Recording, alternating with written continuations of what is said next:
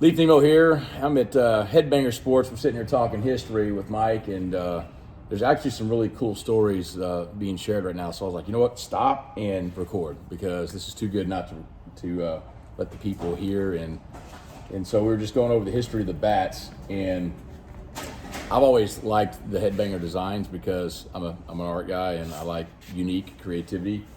Real quick shout out to the new logo as well. As you can see, that is really a good looking logo for the guys, and I'm super excited to hear the direction they're going, but even more impressed with how they got to where they are now. And we're just kind of going down the line of bats, and we were sharing stories of our concepts and ideas, and actually we kind of fed off of each other without even knowing we were feeding off each other, which is super cool.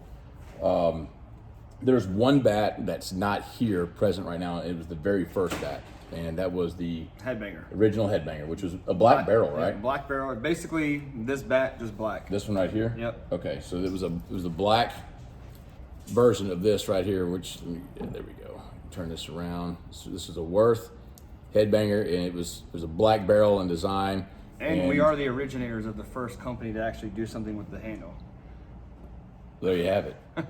Get back in the camera here. So I am going to go, I'm going to go a little mute here, which is weird, right? And I'm going to let Mike talk to you guys about the bats that they have designed and a little bit of the backstory with the designs themselves and the inspiration behind them. So, like I said, our first bat was a Headbanger. HB's founded, Headbanger Sports is founded on the love of the owner of him and his friends had a team basically based around rock and roll. So that's kind of where the mindset of the Headbanger started. It was pay homage to the ones who made you. And you know, the whole, we were gonna run with that. Came out with the Headbanger, I'd say, 1,000 units, 45 days maybe. Y'all blew through 1,000 units in 45 days? Yeah, and we were still a small company. Nobody wasn't really big on Facebook yet, and the bat took off. It was probably around the time of the Triple Crown and the Watermelon. Okay, all right. The black Triple Crown. Yeah. Okay. The original. We came to work and said, hey, we want to do a bat, but let's go Triple Crown barrel, Watermelon handle. And they were like, all right. We got the demo. Everybody loved it. Put it out there, and say 500 sold in 2 weeks. And then the other ones came in. That's probably November, December. The other ones came in next year in February. They were gone in like 4 days. Wow. Yeah. So then the name started getting out there, and so what was next? How did you follow that up? so like all great rock concerts, people want it. They ask for your encore, and that's where you came up with the encore. Boom. Encore. Same graphics, same font used, same handle here. Yeah. Yeah, same design, just Also 1,000 of 1,000. 1,000 of 1,000. All right.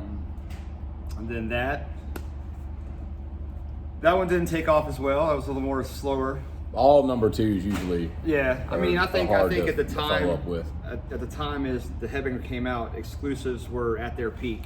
Yeah. And the that market, started to get a little. Everybody was doing them, Sure. so it was kind of, you expected to go a little slower. And then, we followed that up with, at the time, 12-inch barrels were super hot. I mean, everybody wanted the 12-inch barrels. I mean, of course, there's a lot of people that probably shouldn't swing them, but everybody wants them. My favorite is the 12-inch barrel, by the way. So we had a lot of haters out there, I'd say, at the time. So they were green with envy, were they? Yeah, green with envy. So I never knew that about this bat. I just honestly, it was just like a green bat pops up on social media one day. I'm like, what were they thinking? Yeah. Green bat, green with envy. And I'm super disappointed in myself because I didn't know the backstory. I was just like, what? Yeah. What is going on? Like, you had what? And that was the last line of our bats that actually carried the Headbanger skull. Which is super cool. That was going to be a thing we were going to run with for a while. I could totally see Harvey and Smith being the Headbanger skull guys there. Yeah, and it's like I said, just you grow as a company and you move forward. And I have a whole new love for the envious. It's the envious. People are green with envy. They're still green with envy, by the way. Yeah. So, I mean, you grow as a company, you start trying to appeal to everybody. Yep. Which is hard to do. It's hard to make everybody happy. Yeah, it's hard to make everybody happy. So we took a few years off of exclusives. We really weren't doing them. Everybody else was flooding the market. We try to do our own thing. We try to, make the market better. So we took a year to year and a half off of just doing anything. And we came to the board and said, hey, let's pay homage to where we're from, South Florida. HB12, Vice. Vice, baby. Really, really good.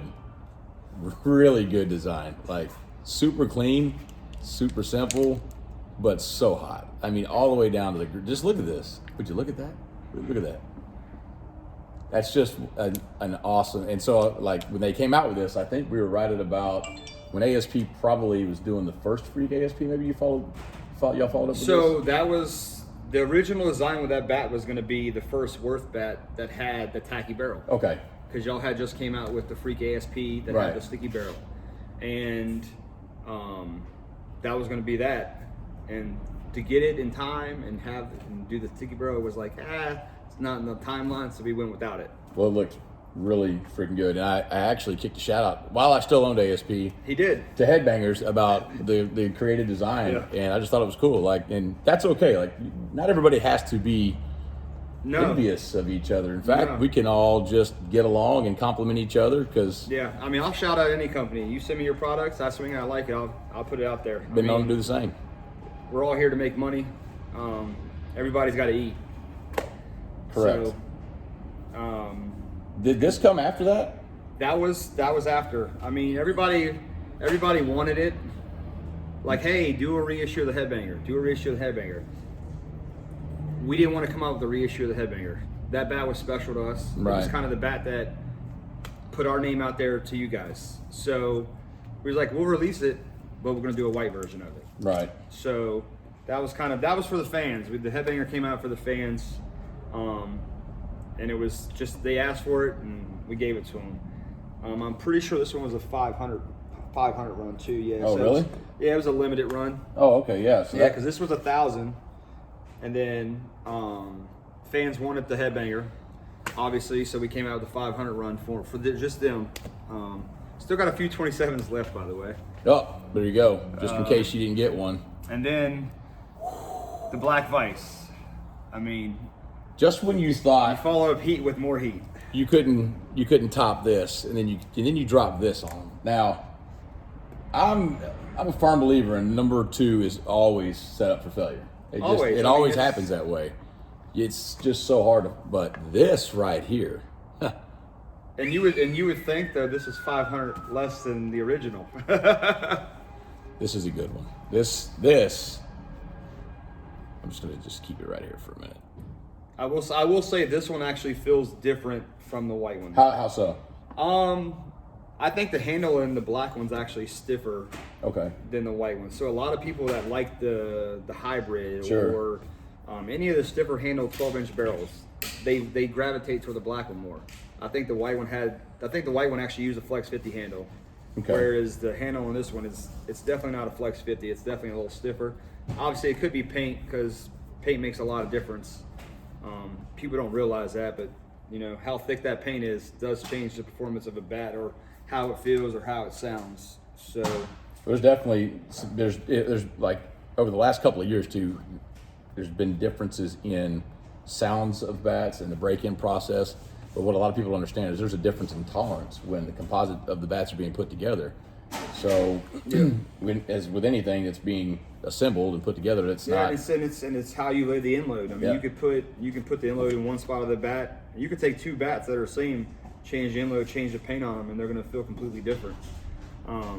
All great bats. I mean, that's to All say great everybody designs. always says repaint. It's a repaint, but because it's a repaint doesn't mean it's actually the same bat. Like Correct.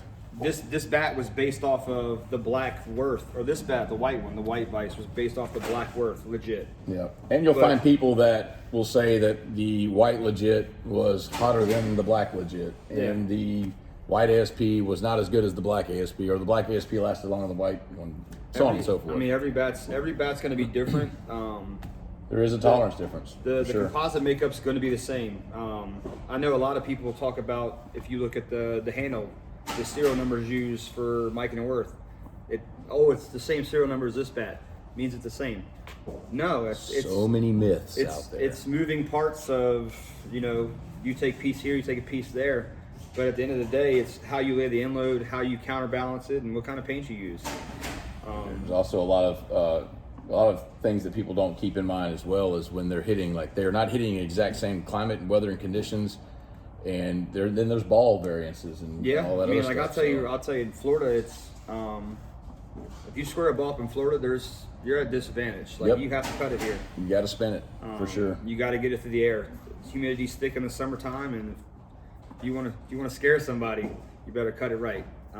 You can't square it up down here. Speaking of cutting it, we're going to be cutting tonight. We'll be cutting up with Ryan Harvey and Jason Matusi. They're on their way down here right now, so I'm going to stay tuned in for that. Again, I just wanted to give y'all an in-depth view of what's going on. And why are we in the back room here at Headbanger Sports? Well, because this is where it's happening. Yeah. Like, this is where it goes down. Owner and employee. Been there, done that. That's a wrap, folks. Thanks for tuning in.